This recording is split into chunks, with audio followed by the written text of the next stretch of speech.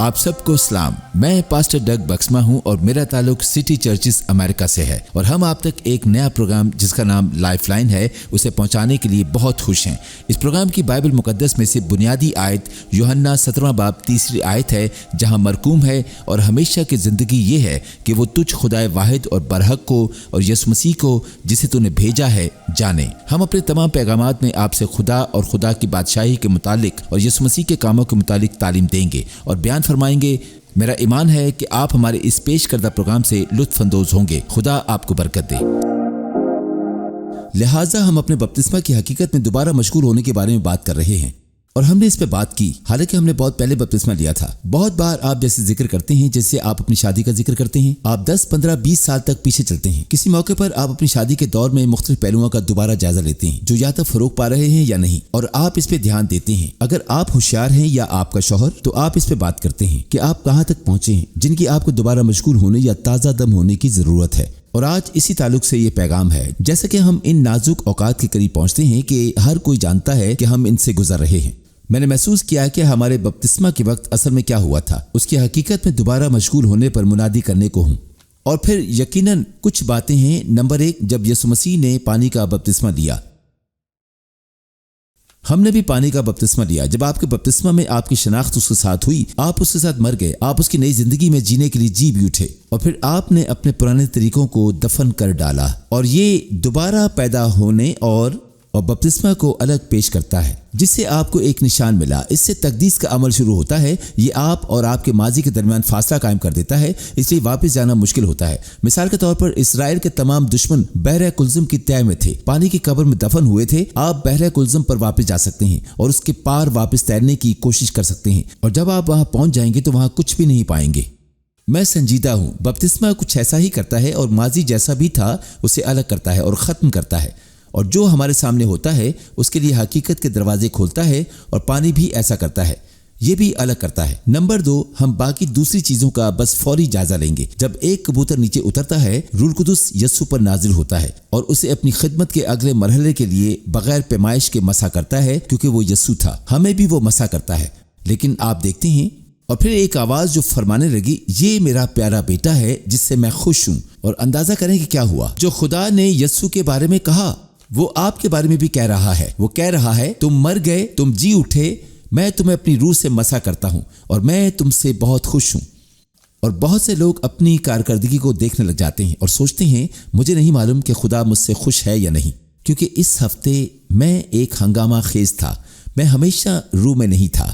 میں اندر اور باہر گیا اور پھر میں نے کچھ حلقوں میں بڑی جدوجہد کی اور میں خود سے اتنا خوش نہیں ہوں. خیر، میں آپ کو بتاتا ہوں کہ خدا آپ کو اس طرح نہیں دیکھتا جس طرح آپ خود کو دیکھتے ہیں. وہ آپ کو اسی طرح دیکھتا ہے جس طرح اس نے یسوع کو دیکھا، کیونکہ آپ مسیح میں ہیں. آپ ایک نیا مخلوق ہیں. آپ مر چکے ہیں اور آپ کی زندگی مسیح کے ساتھ خدا میں پنہا ہو گئی ہے. دوسرے الفاظ میں، جب خدا آپ کو دیکھتا ہے تو وہ تیار شدہ مصنوعات کو دیکھتا ہے. جب میں نے اپنے بیٹے اور بیٹیوں کی پرورش کی تو میں دیکھتا ہوں کہ وہ کیا بننے جا رہے ہیں. جو کچھ وہ کرتے تھے میں ہر چھوٹی چیز کو دیکھ کر نااہل نہیں کیا کرتا تھا اور خدا بھی ہمیں اسی طرح دیکھتا ہے. اور اس طرح ہمیں خود کو نااہل قرار دینا چھوڑنا ہوگا اور کہنا ہوگا کہ میں مر چکا ہوں، میں مسیح کے ساتھ پہچانا جاتا ہوں، میرے پاس جینے کے لیے ایک نئی زندگی ہے اور خدا مجھ سے خوش ہے کیونکہ میں مسیح میں ہوں. وہ میرے اتار چڑھاؤ اور اندر باہر نہیں دیکھتا، وہ ایک کامل شخص دیکھتا ہے اور تقدیس کے ذریعے وہ اس پر کام کرتا ہے. تو یہ نہ صرف ایک قانونی حقیقت بن جاتی ہے بلکہ ایک حقیقی حقیقت بن جاتی ہے. اور اسی طرح روح القدس. ویسے یہاں یہ دوسری بات ہے. میں نے لوگوں کو یہ کہتے سنا ہے کہ میں نہیں جانتا کہ میں کون ہوں، میں کھو گیا ہوں، میں مردہ سا ہوں. اور یہ رہی بات. روح القدس اب ہم میں رہتا ہے. وہ ہم میں رہتا ہے جس نے بحر کلزم کے پانیوں کو الگ کیا اور پوری قوم کو بپتسمہ دیا. وہ جس نے قدیم لوگوں کو خدا کا کلام لکھنے کی ترغیب دی، جس نے اصل میں یسوع کو مردوں میں سے زندہ کیا. وہی روح جس نے مسیح کو مردوں میں سے زندہ کیا آپ میں اور مجھ میں بستا ہے. اسی لیے تمام مخلوقات، ہر وہ چیز جو آپ دیکھتے ہیں بنائی. خدا کی روح بنائے عالم سے پیشتر پانیوں کی سطح پر جنبش کرتی تھی. ہر وہ کام جو اس نے اب تک نہیں کیا پہلے سے آپ میں اور میرے اندر بستا ہے. مت سوچو میں نہیں جانتا کہ میں کون ہوں، مجھے نہیں معلوم کہ کیا کرنا ہے. روح القدس. میرا پہلا نقطہ یہ ہے، اپنی زندگی میں روح القدس کے لیے جگہ بنائیں. وہ آپ کی طاقت کا منبع ہے، وہ آپ کا رہبر ہے۔ اگر آپ نہیں جانتے کہ کیا کرنا ہے تو خدا سے مانگیں جو ہر چیز افراد سے بخشتا ہے، یہ یعقوب میں فرمایا گیا ہے۔ میں آپ کو بتا رہا ہوں کہ وہ فروتنوں کو توفیق بخشتا ہے۔ وہ یسوع اور باپ کے ساتھ آپ کا مافوق الفطرت تعلق قائم کرنے والا ہے جو آپ کے اندر رہتا ہے۔ اور ویسے اگر خدا نے آپ کو مسیح میں کامل نہیں دیکھا تو پھر روح القدس جو بنائے عالم سے پیشتر سے ہے، وہ ابدی روح آپ میں کبھی نہیں رہ سکتا۔ لہٰذا اگر وہ آپ میں ہے اور آپ جانتے ہیں کہ وہ ہے اور آپ میں رہتا ہے، کیونکہ خدا آپ کو اپنے رہنے کے لیے ایک بہترین جگہ کے طور پر دیکھتا ہے، اور اس لیے میں بس سوچتا ہوں روح القدس تم مجھ میں رہ رہے ہو تو میں روح القدس کا مقدس ہوں۔ میں صرف یہ چاہتا ہوں کہ ہم سب اس کی حقیقت میں دوبارہ مشغول ہوں، روح القدس کے لیے جگہ بنائیں۔ تو آج میرا پہلا نقطہ یہ ہے کہ حقیقت میں کیسے رہنا ہے۔ سب سے پہلے ہم نے سیکھا کہ بپتسمہ کی حقیقت میں دوبارہ مشغول کیسے ہوں۔ ہم نے آج اس کے بارے میں بات کی۔ میں اس کے بارے میں بات کرنے جا رہا ہوں کہ حقیقت میں کیسے رہنا ہے۔ پہلا نقطہ، اپنے جنازے کے جشن کو بلا ناغہ منائیں۔ اپنے جنازے کے جشن کو بلا ناغہ منائیں۔ آپ جانتے ہیں میں اس کے بارے میں بعد میں بات کروں گا۔ در حقیقت آپ جانتے ہیں کہ ٹام مولن کی اہلیہ اس ہفتے انتقال کر گئیں۔ ایسا ہونے سے پہلے ہم اس کے ساتھ ہی تھے۔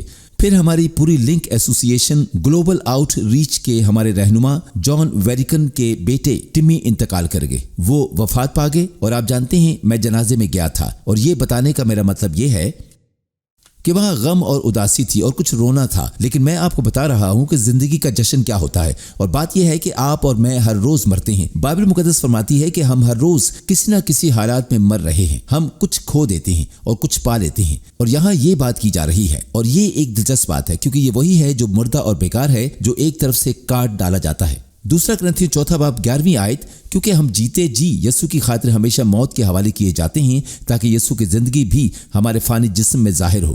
پہلا تھسلنیکیوں 5 باب 17 سے 18 آیت، بلا ناغہ دعا کرو، ہر ایک بات میں شکر گزاری کرو، کیونکہ مسیح یسوع میں تمہاری بابت خدا کی یہی مرضی ہے۔ عبرانیوں 13 باب کی 15 آیت، پس ہم اس کے وسیلہ سے حمد کی قربانی یعنی ان ہونٹوں کا پھل جو اس کے نام کا اقرار کرتے ہیں خدا کے لیے ہر وقت چڑھایا کریں۔ وہ بنیادی طور پر یہ فرماتا ہے یہ ایک قربانی ہے۔ قربانیاں جلتی ہیں، وہ قربان گاہ پر ہوتی ہیں، اور اس درد اور اس ہدیہ کے وسیلہ سے ایک خوبصورت پرستش نکلتی ہے۔ اور ہم یہ دیکھتے ہیں ہر روز اپنے ماضی کے لیے مر رہے ہوتے ہیں، اور نہ صرف قانونی طور پر جو بپتسمہ کے وقت ہوا، بلکہ تجرباتی طور پر بھی جب ہم چیزوں کو ہیچ جانتے ہیں، اور جتنا ہم ایسا کرتے ہیں مسیح کی زندگی اتنا ہی ہمارے جسم کے ہر ایک حصے میں سے ظاہر ہوتی ہے، اور اسی لیے ہم ان سب سے گزر رہے ہیں اور زندگی کا تجربہ حاصل کرتے ہیں۔ اور اسی لیے پولس فرماتا ہے، اور ایڈم نے بھی گایا، اے موت تیرا ڈنک کہاں رہا؟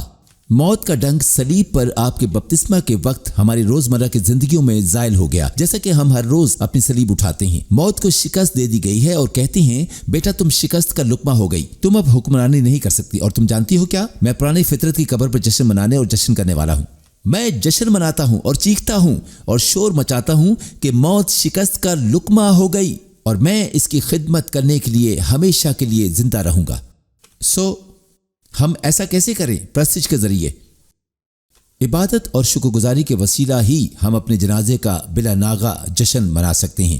یہ ایک شاندار بات ہے، اسی لیے ہم یہ تمام گیت جھک جانے کے تعلق سے اور اس کی زندگی دے دینے کے بارے میں گاتے ہیں۔ اسی طرح ہم بلا ناغہ تعریف کر سکتے ہیں اور قربانی چڑھا سکتے ہیں۔ خدایا یہ بوڑھا آدمی مر رہا ہے، اور آپ کی زندگی ہر روز مجھ میں تازہ ہوتی ہے۔ اور اس طرح ہمارے بپتسمے کی حقیقت میں رہنے کا پہلا طریقہ یہ ہے کہ ہم اپنے جنازے کے جشن کو بلا ناغہ منائیں۔ اور پھر دوسری بات ایک یاد دہانی کا نقطہ ہے، خود کو یاد دلانا ہے کہ وہ بغیر کسی چیز کے بہت کچھ کر سکتا ہے، جس کا مطلب ہے کہ آپ ناداری پر کیسے قابو پاتے ہیں۔ اسے اپنا سب کچھ دینا ہے، جو کچھ بھی آپ کے ہاتھ میں ہے۔ آپ کے پاس جو بھی اثاثہ ہے، جو بھی جذبہ ہے، جو بھی شوق ہے، آپ کی زندگی کی کوئی بھی چھپی چیز ہو، اسے دیتے جائیں۔ اور جیسے ہی آپ کرتے ہیں، جب آپ اسے دے دیتے ہیں تو آپ کے ہاتھ میں کیا رہ جاتا ہے؟ کچھ نہیں۔ جب آپ اسے وہ سب کچھ دے دیتے ہیں جو آپ کے پاس ہے، اور آپ اسے اپنے لیے دل میں، اپنے دماغ میں جو کچھ آپ کے پاس ہے، جو آپ نے اپنے لیے محفوظ کیا ہوا ہے، اس کی فہرست بنا سکتے ہیں۔ لیکن جب ہم اسے یہ دے دیتے ہیں تو ہمارے ہاتھ میں کچھ نہیں رہتا۔ اور وہ اس کا مالک ہے اور وہ بغیر کسی چیز کے بہت کچھ کر سکتا ہے۔ اور کبھی کبھی خدا ہماری ساری زندگیوں کو ایک ایسی جگہ پر لے کر آئے گا جہاں ہم آخری حد پر ہوں گے اور ہم خود کو ٹھکرایا ہوا محسوس کرتے ہیں اور ایک قدم آگے نہیں بڑھ سکتے۔ ہم نہیں جانتے کہ کیا کرنا ہے، ہم جدوجہد کرتے رہتے ہیں اور صرف ایک ہی چیز باقی رہ جاتی ہے۔ کیا آپ اپنے آپ کو مشکل حالات میں مضبوطی سے بندھا ہوا محسوس کرتے ہیں کہ حرکت نہ کر سکیں اور آپ جانتے تک نہیں کہ کیا کرنا چاہیے؟ یہ ایک خوبصورت مقام ہے جہاں ہونا چاہیے، کیونکہ خدا حقیقی طور پر اپنا بہترین کام بغیر کسی چیز کے کرتا ہے۔ اور میں نے یہ نکتہ پچھلے ہفتے بتایا تھا کہ اس نے پوری دنیا کو بغیر کسی چیز کے پیدا کیا۔ اس نے بہترین واز کی مثال بائبل مقدس میں خلق کی۔ صلیب پر لٹکا ڈاکو کچھ بھی نہ ہوتے ہوئے بخشا گیا، اس کے پاس کچھ بھی نہ تھا۔ اور میں اس پر 2000 سال بعد بھی بات کر رہا ہوں، اور شاید قرآن پر لوگ کسی اور واقعے سے زیادہ ڈاکو کی کہانی سے بچے۔ وہ کچھ بھی نہ ہوتے ہوئے سب کچھ کر دکھاتا ہے۔ اور اسی طرح حقیقت میں بات یہ ہے، جنازے کا جشن مناتے ہوئے اس کے ساتھ ساتھ اسے کچھ دینا، یعنی جو کچھ آپ کے دل میں ہو، روح القدس فرماتا ہے بس مجھے دے دو۔ ہو سکتا ہے یہ بچہ ہو سکتا ہے یہ اثاثہ ہو، یہ وقت ہو، اور ہو سکتا ہے کچھ ایسا ہو جسے خدا بولے کہ یہ مجھے دے دو، یہ مجھے دے دو، اور آپ کہیں ہاں، خاص طور پر اگر ایسا مشکل ہو اور آپ ایسا ہی رویہ رکھتے ہوئے اپنے جنازے کا جشن خود مناتے ہوں اور آپ پرستش کرتے ہوں، تو وہ ناداری جشن کے ساتھ متحرک ہو کر حیرت انگیز کام کرے گی۔ اور اب میں نے اسے کئی بار بچے، اثاثے، زندگی کی ہر چیز کے ساتھ کر دکھایا ہے۔ یہاں ان دو چیزوں کے ساتھ کام کرنے کے تعلق سے ایک بہترین مثال ہے۔ پولس اور سیلاس کو فلپی میں ایک گرجا گھر کھولنے کے لیے بلایا گیا۔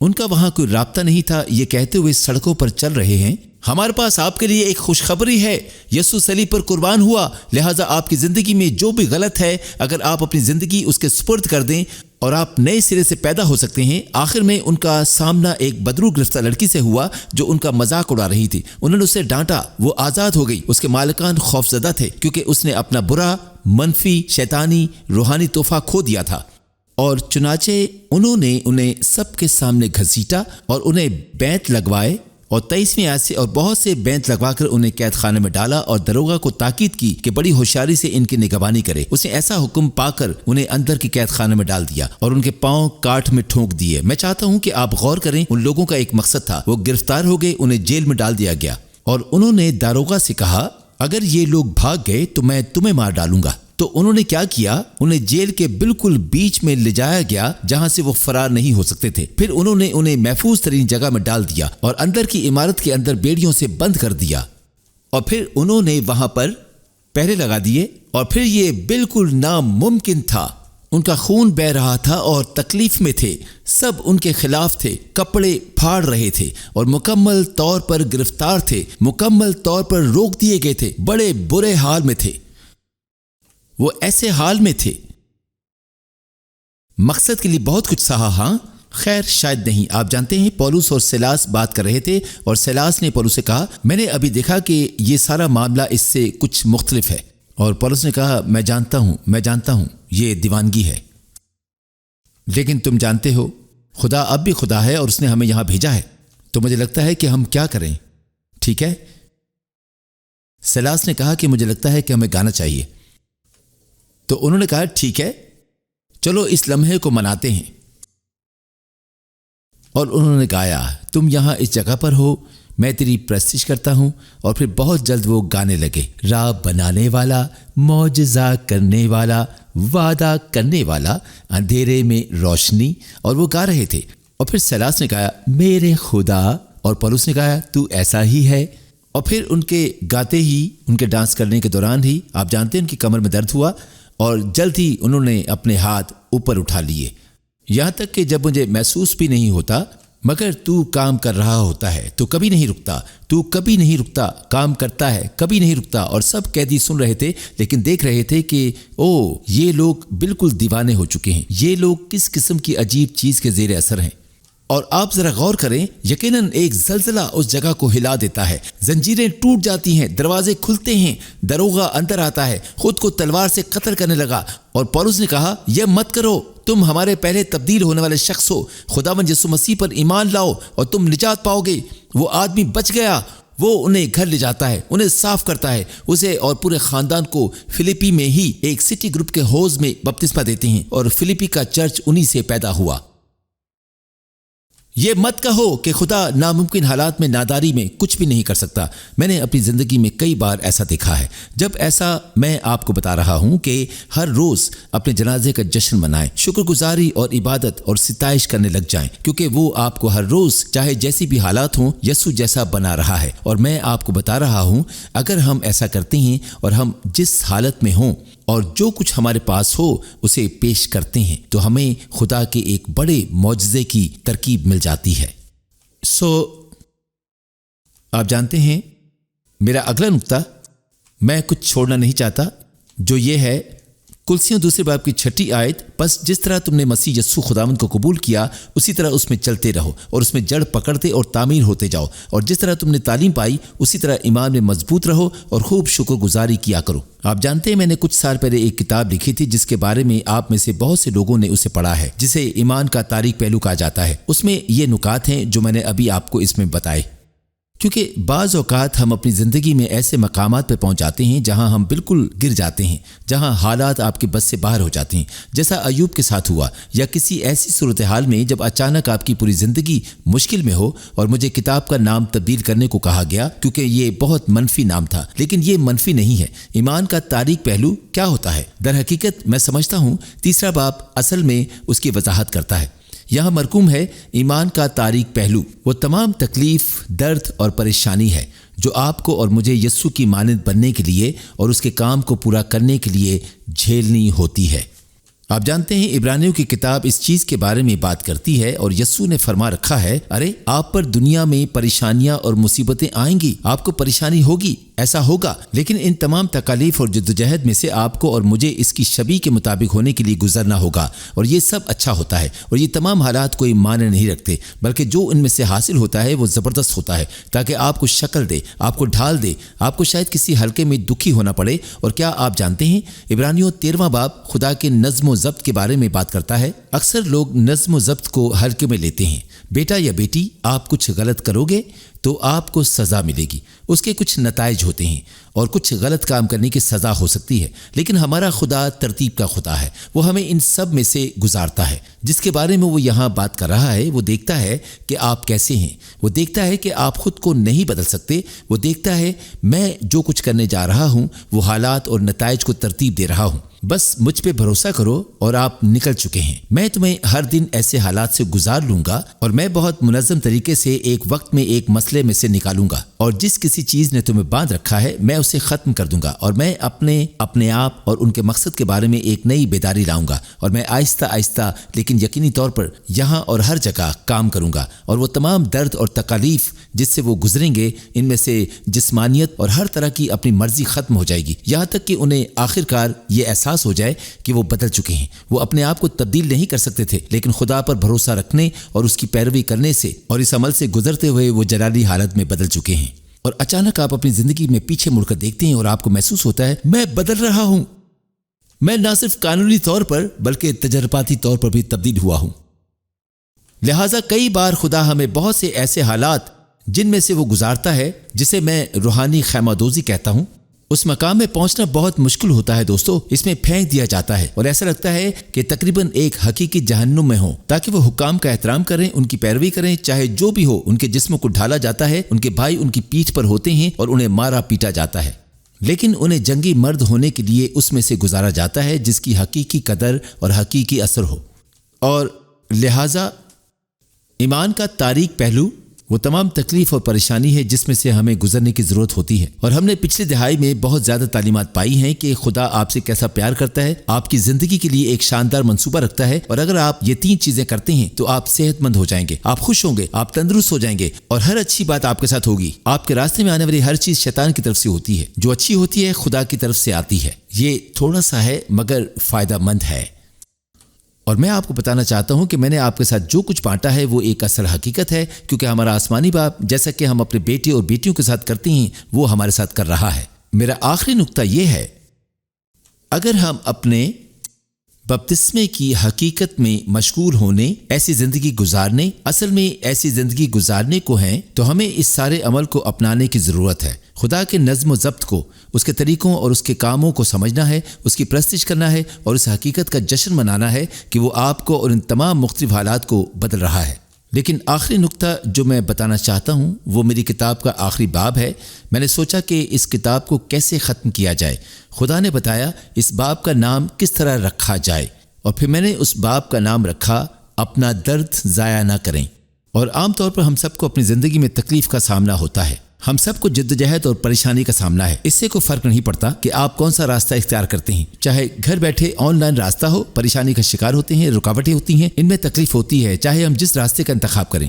لہٰذا اس کا راستہ چنیں اور تکلیف اور درد کو ضائع مت کریں، اسے آپ کو خدا کی طرف لے جانے دو، اسے آپ کو اس جگہ پر لے جانے دیں جہاں سے آپ کو تجربہ ملے، جو آپ کو ایک ایسی شبی میں ڈھال دے کہ آپ کے جسم میں صرف مسیح کی زندگی ظاہر ہونے والی ہو۔ کیا آپ سب جانتے ہیں کہ میں وہاں پر تھا، اور جب میں وہاں پر تھا تو جان ویریکن کا بیٹا ٹمی اس ہفتے فوت ہو گیا۔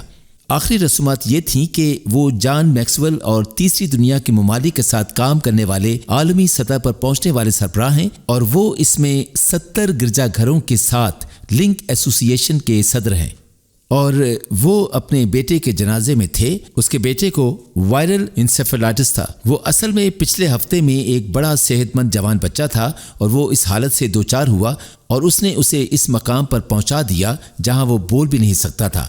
وہ بہرا ہو گیا، وہ اندھا ہو گیا، وہ مکمل طور پر یعنی اس کا جسم تباہ ہو گیا تھا۔ وہ اصل میں قریب الموت تھا، اور جونی کیرلا میں تھا، اور اس وقت وہ پوری دنیا کے دورے پر تھا، لاطینی امریکہ اور مختلف ممالک میں انجیل کی منادی کر رہا تھا، اور وہ پریشان تھا کہ خدایا ہم کیا کریں گے؟ اس نے ہمیں مکمل طور پر بند کر رکھا ہے، اور ہم اس کے ساتھ کیا کریں؟ اور ڈاکٹر نے اسے کہا خیر ایک بات یقینی ہے، آپ اسے صرف کچھ دن گھر میں رکھیں، کیونکہ وہ شاید آپ کے درمیان کچھ زیادہ وقت نہ رہ سکے گا، اور آپ کبھی بھی اس کی مناسب دیکھ بھال نہیں کر سکیں گے، اور یہ کہ وہ بہت چھوٹی عمر میں ہی مر جائے گا، مگر شاید ہی ایسا کچھ ہو۔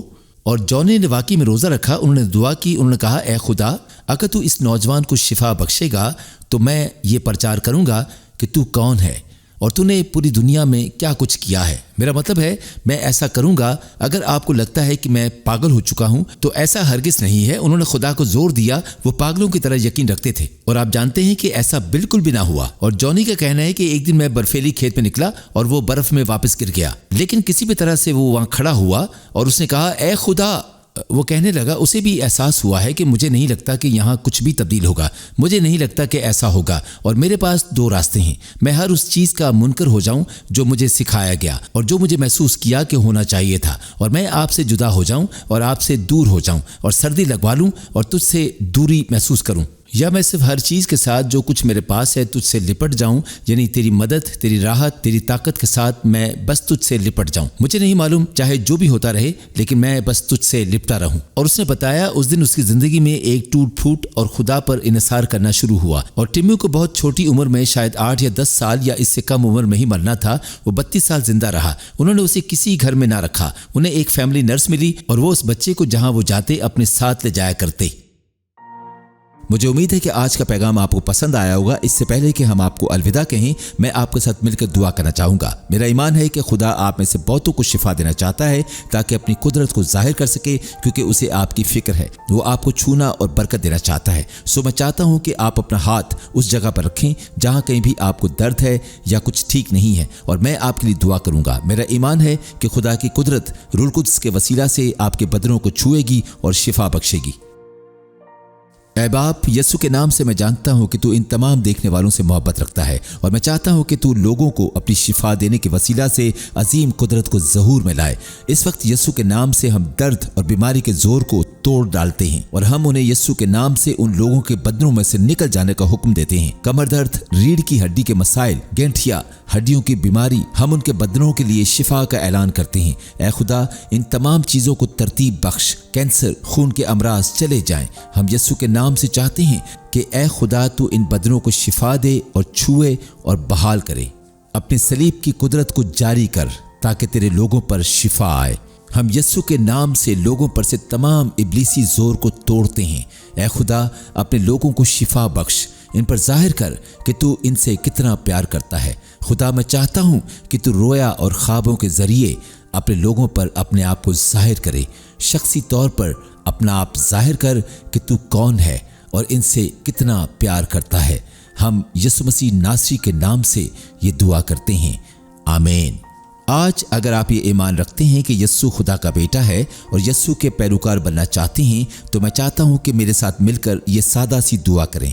ये दुआ आपकी ज़िंदगी में एक बड़ा बदलाव और अजीम निजात को लाएगी, जिससे कि आपके मुस्तकबिल पर और अबदी मंजिल पर भी असरअंदाज होगी। और अगर आप रूह कुदस की इन बातों पर ईमान रखते हैं कि आपको बदलाव की ज़रूरत है, तो इस दुआ को मेरे साथ करें, जो कि आपकी ज़िंदगी में निजात के दरवाज़ों को खोल देगी।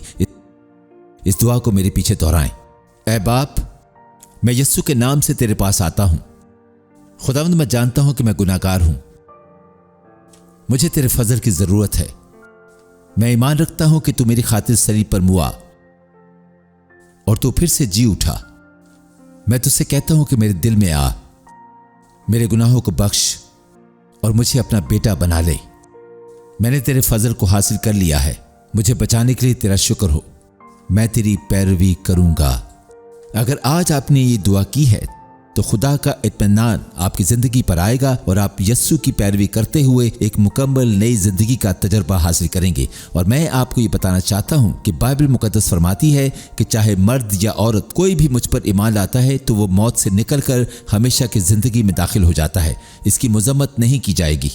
आगे बढ़ते हुए मैं आपको ये बताना चाहता हूँ कि इस प्रोग्राम की बुनियादी आयत यूहन्ना 3 बाब 17 आयत है, जहाँ लिखा है, और हमेशा की ज़िंदगी ये है कि वो तुझ खुदाए वाहिद और बरहक को और यीशु मसीह को जिसे तूने भेजा है जाने। खुदावंद आपको बरकत दे और उसका इत्मीनान आप पर हो। और अगर आप शिफायाब हो चुके हैं या आपने यीशु के पैरोकार बनने की दुआ की है तो हमसे राब्ता करें और हम आपके साथ राब्ते में रहेंगे। खुदावंद की ढेरों बरकत आपके साथ हों।